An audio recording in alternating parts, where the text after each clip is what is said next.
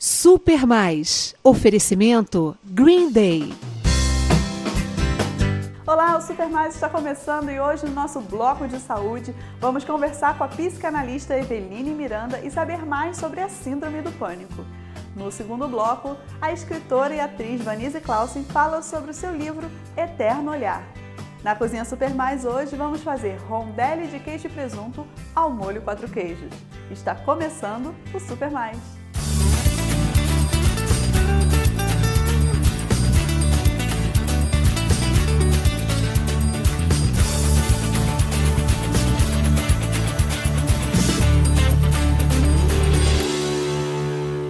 Vamos começar o programa hoje falando de saúde, como não pode deixar de ser, né? E hoje nós temos aqui no Super Mais uma psicanalista, que é a Eveline Miranda. Tudo bem, Eveline? Tudo bom, Carol. E você? Estou muito bem e feliz de ter, né, uma psicanalista aqui, porque há tempos que estamos querendo trazer uma aqui no Super Mais. Pois é, né? Que bacana. Você é a primeira. Oh, que chique isso, né? Que luxo. Muito bom. Eu também já vinha paquerando o programa, já assisti algumas vezes. Ah, que bom. Né? A gente fica de olho, eu gosto aqui da programação, então legal, tô feliz de estar aqui também. Beleza, então vamos aproveitar para tirar dúvidas, né? O tema escolhido hoje é um tema que foi muito sugerido, há meses, aliás, as pessoas vêm pedindo para trazer aqui uma profissional que pudesse explicar sobre a síndrome do pânico. E a Eveline falou que tem muita coisa para contar pra gente, né? Eveline, como é que funciona isso? Antigamente a gente nem se ouvia falar sobre o pânico, sobre síndrome do pânico, e agora parece que todo mundo tem ou conhece alguém que tenha síndrome do pânico. Como funciona? Pois é, eu até brincando com você semana passada, né? Eu até falei brincando para você, puxa, esse assunto ele às vezes me irrita um pouco. Não é o assunto em si, mas é a forma como ele é tratado. De repente a gente tem uma generalização, né? De repente a gente tem, agora nem tanto, mas teve um período aí há uns anos atrás que de repente tudo era síndrome do pânico. Mas isso acontece naturalmente, a cada época, a cada período, às vezes surge uma determinada patologia, um determinado problema e que de repente todo mundo começa a querer se enquadrar dentro daquele problema. Vira uma febre, mesmo Vira problema? Uma febre. Igual uma moda? Exatamente, e é uma coisa que a gente precisa tomar um certo cuidado, principalmente pela questão dos medicamentos, como esses medicamentos são utilizados. A gente não pode ter uma visão generalista das coisas, generalizada das coisas, isso é muito perigoso. Entendi, porque você está falando de medicamentos. O tratamento para síndrome do pânico consiste em quê? Olha, assim, existem várias possibilidades e várias posições em relação a isso. É óbvio que quando a gente está falando de um problema agudo, né, de um problema que está cometendo o sujeito e está o levando a um determinado sofrimento em que ele não está conseguindo dar conta daquilo, a gente tem que recorrer à ingestão de medicamentos também. É importante que se procure um psiquiatra para tentar, pelo menos,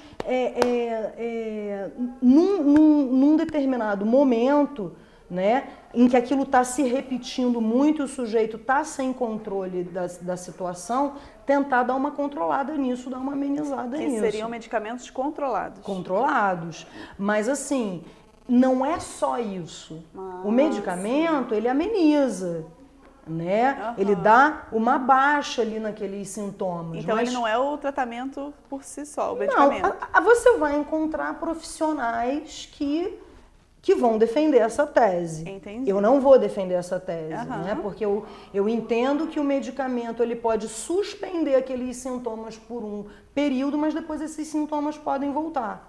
Então existe uma causa que precisa ser investigada no quesito emocional. Pois é, eu acho que a gente não pode perder de vista, né, um acompanhamento psicoterápico, psicanalítico, enfim. Aí existem correntes diferentes. Eu sou psicanalista, evidentemente eu vou defender né, esse caminho, porque a gente na experiência, na prática, a gente vê resultado disso. Quando um paciente procura um analista e traz como queixa principal, como causa principal dessa procura, essa questão, o transtorno do pânico, a síndrome do pânico, né? a gente não vai ficar tratando disso. Isso faz parte do sujeito. É um problema que está acometendo esse sujeito. Mas ele vai ali, ele vai poder falar dele. Entendi. E é óbvio que se ele está sofrendo com isso, esse assunto virá à tona também. Né? Mas é o sujeito podendo falar de si, né? Podendo falar das suas questões. Às vezes a gente nem precisa estar massificando nesse ponto, e o sujeito tem às vezes a possibilidade aí de estar tendo uma melhora, né? de ver esse quadro abrandar, enfim. Mas é um tratamento que ele é lento, né? Ele precisa de uma atenção especial. Porque né? O pânico, eles ligam muito à ansiedade. É verdade que ele é gerado só pela ansiedade, pela exacerbação? Não. É óbvio que o sintoma ele tem a ver com isso. Né? Quando a gente pensa nos sintomas do pânico, a primeira palavra que vem é a ansiedade mesmo. É o sujeito tentando antever as coisas. Né? Até é até interessante a gente começar a falar desses sintomas. Né? De repente o sujeito é acometido por uma ansiedade muito grande, sensação de morte, né? Muita palpitação. Às vezes o sujeito vai parar no hospital achando que está tendo um ataque cardíaco. Olha, então isso é comum. Isso é comum. Parar no hospital. E parar no hospital porque acha que está tendo um ataque do coração. E às vezes não se trata disso. Ele vai, chega no hospital, faz todos os exames e não está acontecendo nada.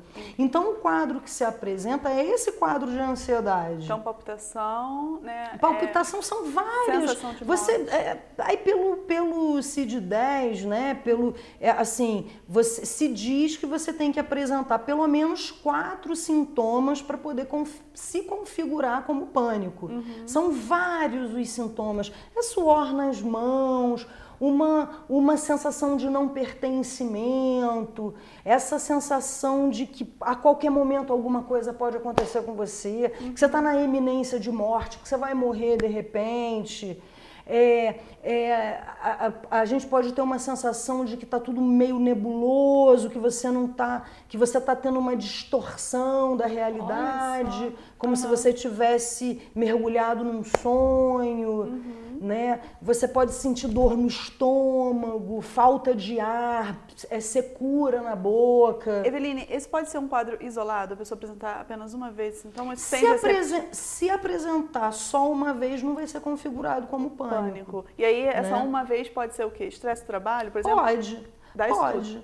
Reflete-se no corpo. Olha, somos humanos. Né? E assim, quando a gente até começou falando, né, que a gente tem que ter cuidado para não empacotar as pessoas, e assim, agora qualquer um desses sintomas que você apresente, você tem síndrome do pânico, ou você tem depressão, ou você tem isso, ou você é bipolar, a gente escuta essas coisas por aí. Na verdade, assim, a gente tem que lembrar que nós somos humanos e você sente medo na iminência do perigo, você sente a dor das perdas, né? Você faz luto, né? Você quando perde uma pessoa que você quer muito bem, que você tem uma afeição muito grande, isso dói e isso provoca uma série de sensações desagradáveis, né?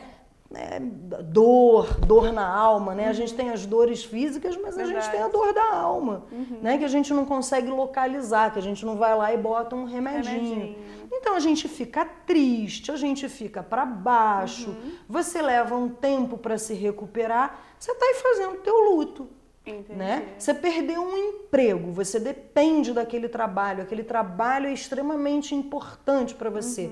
É natural que você tenha uma reação, que você num primeiro momento, você reaja a isso. É claro que cada um tem uma reação diferente, as pessoas não são iguais, as pessoas são singulares, cada um responde de uma maneira frente a um estímulo. Então, frente a esse estímulo, as pessoas, principalmente perder emprego ou um parente, as pessoas costumam dizer que ficam em depressão. Depressão também é bem comum, né? É mais comum ainda que síndrome do pânico. E a depressão e o pânico andam juntos? Como é que é isso? Podem andar, mas não são a mesma coisa. Não são? Né? Não. A depressão, você fica num estado permanente de desinteresse, né? Você fica por um período... Como se fosse né? um desânimo muito Um forte. desânimo muito forte, uma falta de interesse pelas coisas, você não tem vontade de ver a luz do dia, O você pânico só quer... já não Não, causa o isso. pânico, ele é distinto. É óbvio que se você começa a ter esses ataques repetidas vezes na rua, você começa, por exemplo, você vai à rua, né? E você tem, de repente, você é acometido por isso, por esses sintomas. Pode começar a acontecer de você começar a ter medo de ir à rua. E aí se trancar. E você se trancar. Porque sim. você tem medo daquelas sensações, de você ser tomado por aquelas sensações novamente. Entendi, mas então você não precisa estar em depressão para você ter um ataque do pânico. Não. Você pode estar tranquilo, eu posso vir aqui no teu programa, estar aqui com você, batendo um papo, e de repente eu começar a sentir uma falta de ar. Tem explicação para isso, Eveline? De onde vem? Não tem. Não tem. Né? Assim, se tenta buscar explicações genéticas e tal, mas ainda não existe uma coisa definitiva. A gente, como psicanalista, a gente entende, né, que assim, que todo sintoma quer dizer alguma coisa, algo que não pode ser dito, né? E que se mostra de formas diferentes, vem para o corpo, vem para o teu comportamento, né? Vem para as tuas sensações, né? A gente entende que a origem disso pode, tentando falar de uma maneira bem clara, está em relação a algo que não é dito, a algo que não pode ser dito. E aí o corpo manifesta aquilo de uma forma descontrolada? Então a gente pode pensar no pânico como sendo uma manifestação disso. Olha também. Só, é bem interessante essa explicação. Né? Algo, como você, como a gente estava falando também inicialmente, você a cada período da história, né? Você lá na época do Freud, lá no final do século XIX, início do século XX, o grande boom era a histeria. Né? Você falava muito da questão da histeria, enfim, né? Era uma manifestação muito comum, né? Os sintomas histéricos, né? Aquelas mulheres que clinicamente não tinham nada, pareciam paralíticas, né? De repente estavam desprovidas da visão e tal, e clinicamente não tinham nada, era uma manifestação histérica. E como você em outros períodos, não que não tenha mais a histeria, não que não tenha mais outras patologias, outros quadros, mas a cada período da história apresenta como um grupo aquilo, uma manifestação mais acentuada, daquilo que às vezes a gente, mergulhando fundo, a gente pode pensar que isso tem a ver com uma configuração do tempo, da modernidade, daquele momento que você está vivendo. Isso. Agora, uma explicação objetiva, a gente não tem. Olha, o que causa síndrome do pânico é isso. Né? A gente entende que para cada sujeito, o que faz isso emergir é uma questão muito singular. Entendi. Então, para quem sofre disso em casa, para dar uma resumida, que o assunto é muito gostoso, é amplo, né? Precisa ser debatido. Para quem está em casa, então, como fazer o diagnóstico, primeiramente? Será que eu tenho? Será que é depressão? Ela está falando que nem tudo é pânico. Como? Como me achar? Eu acho que o primeiro passo é a gente procurar um médico. Quer dizer, se você procura um psiquiatra. Você está tendo repetidamente, você está tendo esses sintomas. Eu acho que a gente tem que abrir os olhos, a gente não vai se cegar diante do que está acontecendo e tem que ter um controle imediato disso, sim. Né? Se a pessoa está com problemas sérios, está começando a ter dificuldade para sair de casa, então tem que ter um controle daquilo ali. E aí seriam os remédios passados pelo profissional psiquiatra, né? Agora, só isso também não adianta. Eu acho que é legal a gente sempre trabalhar de forma associada. Porque aí se tem alguma coisa, como você está dando essa explicação, que é até bem interessante, guardada, precisa colocar para fora, né? Precisa. E aí na psicanálise que busca. Porque o psiquiatra ele não faz esse papel, correto? Não, tem psiquiatras que são psicanalistas também, os dois, né? Mas o psiquiatra em si, ele tá com os medicamentos. Ele vai fazer esse acompanhamento, ele vai ouvir esse sujeito, ele vai ver que sintomas são esses, dentro do que esses sintomas se enquadram, se ele vai poder fechar esse diagnóstico para se saber que medicamentos a gente vai poder estar aplicando aí nesse sujeito. E a terapia vem agindo. Agora, é óbvio que você tem outras terapias.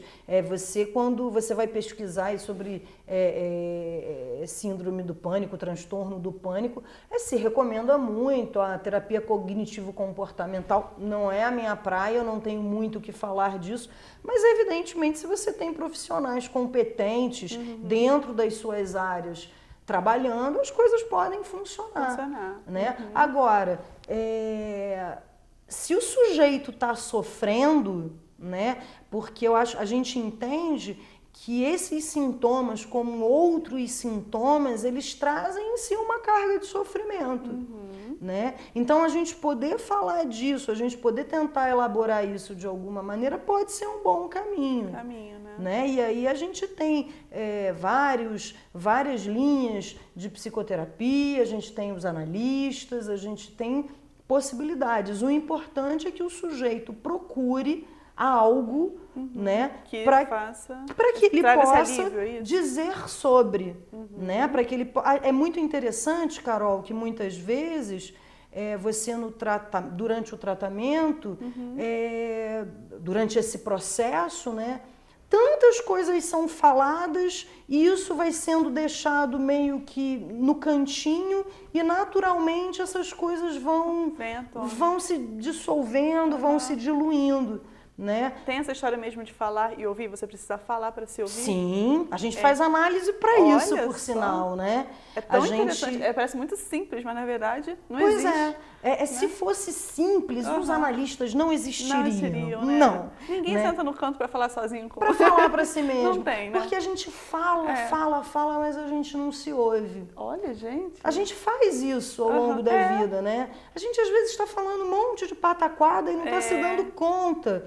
Né? Então, quando você procura uma análise, procura essa ajuda, e acho que a gente não tem que ter vergonha, nem grilos, né, de pensar, puxa vida, eu não tô... justamente perguntar isso, ainda tem esse preconceito? Tem um pouquinho, não tanto, né? Mas ainda tem quem acredite que psicólogo, que analista, que psiquiatra é coisa para maluco. Médico de maluco que diziam, né? Tem umas coisas assim. E, gente, o que é maluco, né? O que é maluquice? Quando a gente fala do ser humano, a gente fala das diferenças. Eu vou falar a verdade, eu acho isso ótimo. Acho que todo mundo deveria fazer terapia, todo mundo mesmo, porque a gente trata tanto do físico, né? Ninguém tem vergonha de ir ao ginecologista, ao obstetra, ao cardiologista, né? E aí tem essa coisa do psiquiatra, eu acho o máximo. Teria feito psicologia se não tivesse feito artes cênicas. Eu estou aqui encantada com a conversa. Seríamos colegas, então.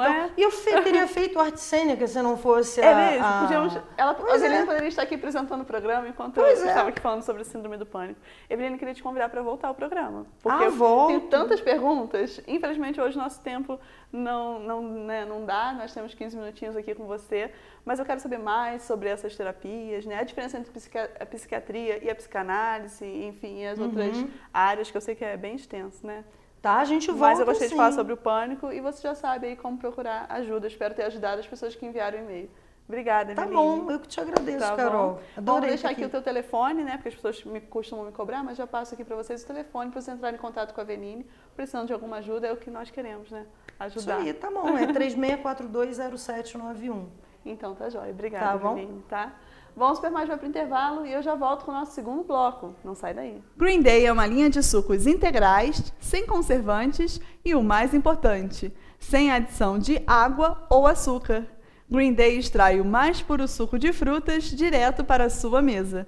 Se você se preocupa com a saúde da sua família e quer oferecer um alimento rico em vitaminas e outros nutrientes, escolha a opção saudável da natureza. Green Day é para você. À venda das melhores lojas. Green Day, seu dia natural.